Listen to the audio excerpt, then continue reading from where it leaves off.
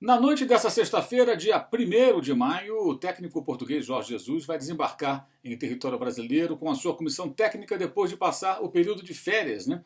E também de quarentena em Portugal. Lembrando que o Jesus teve aquela suspeita de ter contraído o coronavírus, fez 3 exames aqui no Brasil, até a constatação de que não havia sido contaminado e viajou em seguida. O contrato dele termina no dia 20 de junho, né? Sempre é bom lembrar. Futebol não tem data ainda para voltar. E é importante entender o seguinte: o contrato do Jesus ele era indexado ao euro. Nesse tipo de contrato, geralmente, o contratante, quem vai pagar, não fica vinculado à flutuação absoluta da moeda, e sim dentro de uma faixa. Então se define muitas vezes, isso no futebol e fora do futebol, isso é muito comum. Por exemplo, olha, o euro para a gente aqui vai variar de tanto a tanto, ou seja, um limite de 5,80. Se passar de 5,80, eu vou pagar 5,80.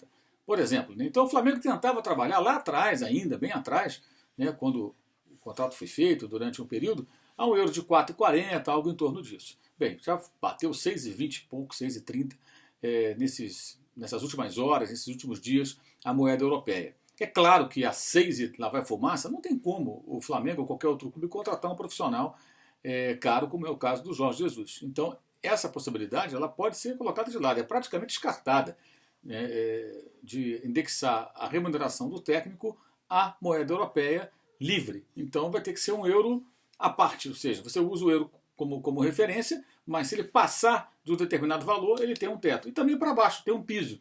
Se a moeda despenca, né, o contratado ele tem um limite, digamos que fosse de 4 a 4,40. Então, se a moeda cai para 3,90, ele recebe 4. Mas se ela chegar a 4,50, ele recebe 4,40. Não passa disso. É um exemplo apenas, tá? Não é para levar esses números a sério, é só para dar uma ideia de como esse tipo de acordo costuma ser feito. E o Flamengo não tem pressa para renovar o contrato. Por quê? Não sabe quando volta a jogar, não sabe em que condições o futebol vai voltar, quando os treinamentos serão reiniciados. Em suma, no meio dessa definição toda, por que o clube teria pressa?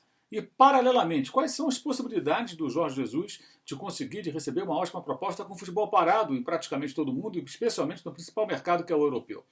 É uma possibilidade teórica, mas ela é também muito pequena nesse momento. Ou seja, ele dificilmente terá uma outra possibilidade de trabalho para falar para o clube que o tem sob contrato. Olha, eu tenho essa proposta aqui, estou pensando em aceitar, e aí você estabelece um leilão. Isso pode até ocorrer, mas não é provável no cenário atual. Então, anote, o Flamengo não tem pressa em conversar com Jesus, e inclusive o seu agente chegou ao Brasil, voltou ao Brasil já há alguns dias, e demos essa informação aqui, também no meu blog do All Sport, na ESPN, falamos sobre isso. No entanto, até agora, não houve nenhuma reunião, apenas contatos telefônicos entre representantes do Flamengo e esse representante, o agente, o empresário do técnico Jorge Jesus. Com a chegada do português ao Brasil, sexta-feira à noite, aí é possível que a partir de sábado, domingo, segunda, semana que vem, já maio, né, começo de maio, aconteçam conversas para que a discussão sobre a renovação do contrato possa avançar. Ok? Saudações.